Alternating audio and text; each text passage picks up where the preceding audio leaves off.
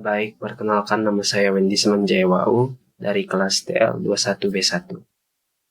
Di sini saya akan menjelaskan materi biologi, yaitu ekologi serta hubungannya dengan teknik lingkungan. Materi ini disusun untuk memenuhi penilaian pada UTS mata kuliah biologi. Yang pertama, pengertian ekologi. Ekologi dan hubungannya dengan teknik lingkungan.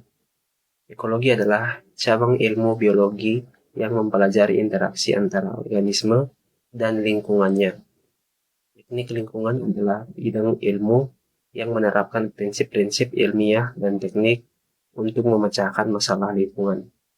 Ekologi dan teknik lingkungan saling terkait erat karena keduanya bekerja sama untuk melindungi lingkungan dan memastikan kelestarian sumber daya alam untuk generasi mendatang. Selanjutnya yaitu pengertian ekologi. Ekologi adalah ilmu yang mempelajari interaksi antara organisme dan lingkungannya. Singkatnya, ekologi mencoba memahami bagaimana semua komponen bekerja sama untuk menciptakan ekosistem yang berfungsi. Ekosistem adalah komunitas organisme dan lingkungan fisik, mereka yang saling mempengaruhi. Ekologi dapat dipelajari pada berbagai tingkat, dari tingkat individu, organisme, hingga tingkat seluruh ekosistem. Beberapa bidang utama ekologi meliputi ekologi populasi, ekologi komunitas, ekologi ekosistem, ekologi landscape, dan ekologi global.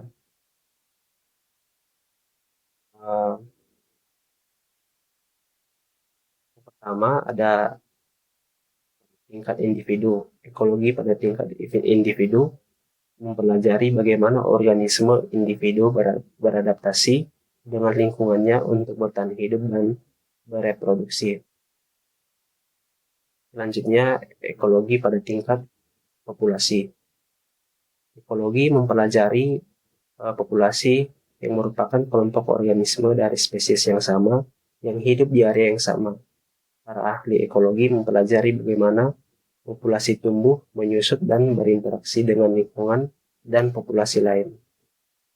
Selanjutnya, tingkat komunitas. Ekologi pada tingkat komunitas yang terdiri dari semua populasi organisme yang hidup di area yang sama. Selanjutnya, tingkat ekosistem. Ekologi mempelajari ekosistem yang merupakan komunitas organisme dan lingkungan fisiknya. Para ahli ekologi mempelajari aliran energi dan nutrisi melalui ekosistem, bagaimana ekosistem berubah dari waktu ke waktu. Selanjutnya, ekosistem pada tingkat landscape. Ekologi landscape mempelajari landscape yang merupakan area besar yang terdiri dari berbagai jenis habitat. Para ahli ekologi landscape mempelajari bagaimana ekosistem yang berbeda terhubung satu sama lain dan bagaimana aktivitas manusia mempengaruhi landscape. Terakhir, tingkat global. Ekologi tingkat global mempelajari seluruh planet dan bagaimana berbagai bagian saling terhubung. Para ahli ekologi global mempelajari masalah lingkungan global seperti perubahan iklim dan bagaimana masalah ini mempengaruhi organisme dan ekosistem lingkungan di dunia. Lanjut, ada tingkat organisasi ekologi. Yang pertama, individu organisme tunggal.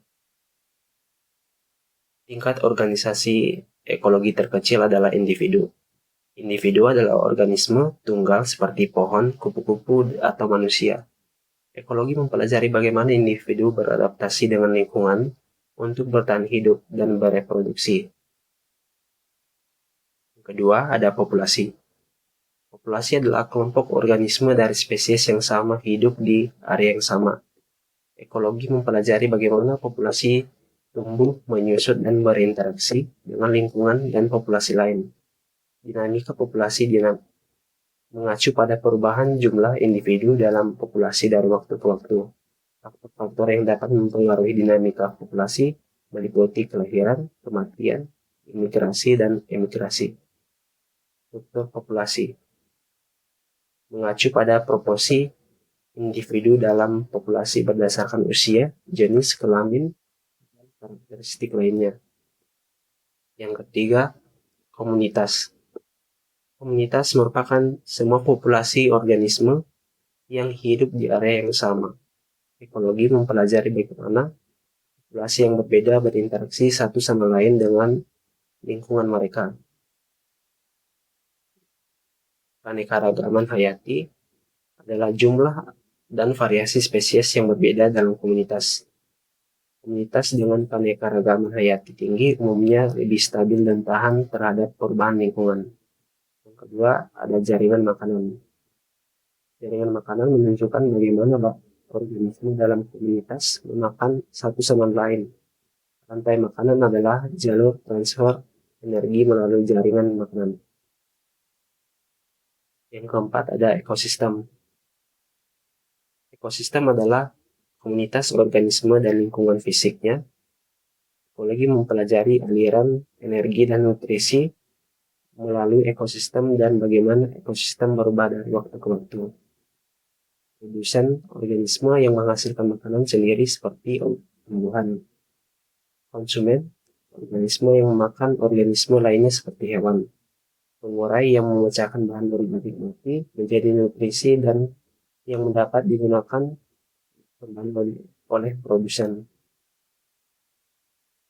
Yang kelima ada landscape. Landscape adalah area besar yang terdiri dari berbagai jenis habitat. Ekologi landscape mempelajari bagaimana ekosistem yang berbeda terhubung satu sama lain dan bagaimana aktivitas manusia mempengaruhi landscape. Aktivitas habitat mengacu pada tingkat di mana habitat yang berbeda terhubung satu sama lain. Habitat yang terhubung dengan baik memungkinkan organisme untuk bergerak di antara habitat dan menemukan makanan, tempat tinggal, dan pasangan. Fragmentasi habitat. Jadi ketika habitat alami dipecah menjadi potongan-potongan yang lebih kecil dan terisolasi, fragmentasi habitat dapat berdampak negatif pada populasi organisme dan keanekaragaman hayati. Lalu selanjutnya perubahan landscape. Aktivitas manusia seperti deforestasi dan pembangunan infrastruktur dapat mengubah landscape secara dramatis. Perubahan landscape dapat berdampak negatif pada ekosistem dan layanan ekosistem. Akhir ada biosfer. Biosfer adalah seluruh planet dan semua organisme hidup di atasnya. Ekologi global mempelajari masalah lingkungan global seperti perubahan iklim dan bagaimana masalah ini mempengaruhi organisme dan ekosistem seluruh dunia. Perubahan iklim mengacu pada pemanasan global dan perubahan pola cuaca terkait.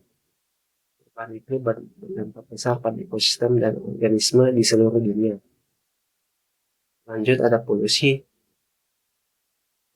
kontaminasi lingkungan dengan zat berbahaya. Polusi dapat berdampak negatif pada organisme dan ekosistem. Ada kehilangan keanekaragaman hayati. Kehilangan keanekaragaman hayati adalah hilangnya spesies dari planet ini.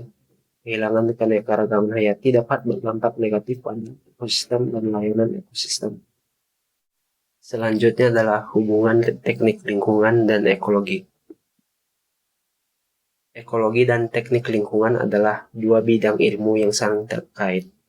Ekologi mempelajari interaksi organisme dan lingkungannya, sedangkan teknik lingkungan menerapkan prinsip-prinsip ilmiah dan teknik untuk memecahkan masalah lingkungan. Ada beberapa contoh hubungan antara ekologi dan teknik lingkungan. Yang pertama, pemahaman ekosistem. Teknik lingkungan dan ekologi bergantung pada pemahaman ekologi untuk menilai dampak proyek dan kegiatan manusia terhadap lingkungan.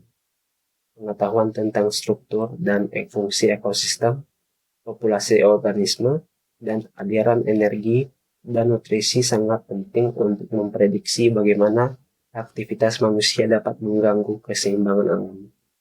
Yang kedua, perlindungan habitat. Teknik lingkungan menggunakan prinsip-prinsip ekologi untuk melindungi habitat alami dan keanekaragaman hayati. Ini termasuk merestorasi habitat yang rusak, mengendalikan polusi, dan mengelola populasi spesies invasif. Misalnya, para ahli ekologi dapat mengidentifikasi area-area penting untuk habitat satwa liar, dan kemudian para insinyur lingkungan dapat merancang proyek infrastruktur yang menghindari atau meminimalkan gangguan pada habitat tersebut. Selanjutnya, pengelolaan sumber daya. Teknik lingkungan memanfaatkan pengetahuan ekologi untuk mengelola sumber daya alam secara berkelanjutan. Ini termasuk mengelola air, hutan, dan sumber daya energi dengan cara yang meminimalkan dampak negatif terhadap lingkungan. Selanjutnya, pencegahan pada dan pengendalian polusi. Teknik lingkungan menggunakan prinsip-prinsip ekologi untuk memahami penyebab dan dampak polusi, serta untuk mengembangkan solusi untuk mencegah dan mengendalikan polusi. Misalnya, para ahli ekologi dapat mempelajari bagaimana polusi air mempengaruhi populasi ikan, dan kemudian para insinyur lingkungan dapat merancang sistem pengolahan limbah yang mengurangi polusi air. Selanjutnya, penilaian dampak lingkungan. Teknik lingkungan menggunakan pengetahuan ekologi untuk menilai dampak proyek dan kegiatan manusia terhadap lingkungan. AMDAL adalah studi yang menilai potensi dampak lingkungan dari suatu proyek dan bagaimana dampak tersebut dapat dikurangi. Terakhir, perubahan iklim. Ekologi dan teknik lingkungan memainkan peran penting dalam memahami dan mengatasi perubahan iklim. Pengetahuan tentang dampak perubahan iklim terhadap ekosistem dapat mengembangkan teknologi energi terbarukan dan efisiensi energi sangat penting untuk memitigasi perubahan iklim dan beradaptasi dengan dampaknya. Misalnya, para ahli ekologi dapat mempelajari bagaimana perubahan iklim mempengaruhi migrasi burung, dan kemudian para insinyur lingkungan dapat merancang rencana untuk membantu burung tersebut beradaptasi dengan perubahan tersebut. Singkatnya, ekologi menyediakan pengetahuan dasar yang dibutuhkan untuk memahami lingkungan dan mengembangkan solusi efektif. Lingkungan kemudian menggunakan pengetahuan ini untuk merancang dan menerapkan solusi tersebut dengan bersama. Ini dapat membantu kita menciptakan masa depan yang lebih berkelanjutan bagi planet kita. Selanjutnya, contoh penerapan ekologi dan teknik lingkungan. Yang pertama ada penyediaan air bersih. Teknik lingkungan menggunakan prinsip-prinsip ekologi untuk melindungi sumber air bersih seperti sungai, danau, dan air tanah. Ini dapat dilakukan dengan mengelola limpasan air hujan, mengendalikan polusi air, dan melindungi daerah tangkapan air. Yang kedua, pengelolaan limbah. Pengelolaan limbah, teknik lingkungan menggunakan prinsip-prinsip ekologi untuk mengelola limbah secara berkelanjutan. Ini dapat dilakukan dengan mengurangi produksi limbah, mendaur ulang limbah, dan membuang limbah dengan benar. Yang ketiga, kualitas udara. Teknik lingkungan menggunakan prinsip ekologi untuk memahami penyebab dan dampak polusi udara. Dapat dilakukan dengan mengidentifikasi sumber-sumber polusi udara, memantau kualitas udara, dan mengembangkan strategi untuk mengurangi polusi udara. Para ahli ekologi dapat mempelajari bagaimana polusi udara mempengaruhi kesehatan manusia dan ekosistem. Dan kemudian para insinyur lingkungan dapat merancang teknologi dan kebijakan untuk mengurangi emisi polutan udara ke udara. Yang keempat, remediasi situs tercemar. Teknik lingkungan menggunakan prinsip-prinsip ekologi untuk membersihkan situs yang telah tercemar oleh kontaminan berbahaya. Kontaminan ini bisa berupa bahan kimia beracun, logam berat, atau minyak bumi. Selanjutnya, energi terbarukan. Teknik lingkungan bekerja sama dengan para ilmuwan ekologi untuk mengembangkan dan menerapkan teknologi energi terbarukan. Energi terbarukan adalah energi yang berasal dari sumber-sumber yang dapat diperbaharui, seperti matahari, angin, air, dan panas bumi. Selanjutnya, peran ekologi dalam teknik lingkungan. Yang pertama, ekologi menyediakan pengetahuan dasar yang diperlukan untuk memahami masalah lingkungan dan mengembangkan solusi yang efektif.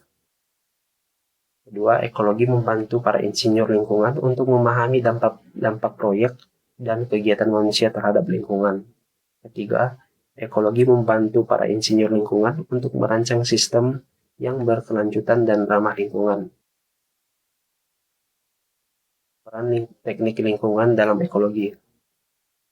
Teknik lingkungan menerapkan prinsip-prinsip ekologi untuk memecahkan masalah lingkungan. Kedua, teknik lingkungan membantu para ilmuwan ekologi untuk mempelajari dan membantu ekosistem. Yang ketiga, teknik lingkungan membantu para ilmuwan ekologi untuk mengembangkan solusi untuk masalah lingkungan. Selanjutnya, slide terakhir, tantangan dalam ekologi dan teknik lingkungan. Yang pertama ada perubahan iklim. Perubahan iklim adalah pemanasan global yang disebabkan oleh aktivitas manusia, terutama pembakaran bahan bakar fosil. Dampak perubahan iklim sudah kita rasakan seperti peningkatan suhu rata-rata global, mencairnya gletser, perubahan pola curah hujan, dan meningkatkannya kejadian cuaca ekstrem. Perubahan iklim berdampak besar pada ekosistem dan organisme di seluruh dunia. Yang kedua, polusi. Polusi adalah masuknya zat berbahaya ke dalam lingkungan. Polusi dapat berupa polusi udara, polusi air, dan polusi tanah. Polusi dapat berdampak negatif pada kesehatan manusia, satwa liar, dan ekosistem. Para ahli ekologi mempelajari dampak polusi terhadap organisme dan ekosistem. Sementara para insinyur lingkungan berupaya mengembangkan teknologi dan kebijakan untuk mengurangi polusi. Selanjutnya, kepunahan spesies. Kepunahan spesies adalah hilangnya spesies secara permanen dari bumi. Tingkat kepunahan saat ini jauh lebih tinggi daripada tingkat alami, dan sebagian besar disebabkan oleh aktivitas manusia. Faktor-faktor yang mendorong kepunahan spesies termasuk hilangnya habitat, pemburuan, dan perubahan iklim. Terakhir, kehilangan habitat. Kehilangan habitat adalah pengurangan atau degradasi habitat alami tempat organisme hidup. Kehilangan habitat disebabkan oleh faktor-faktor seperti deforestasi, pembangunan infrastruktur, dan pertanian intensif.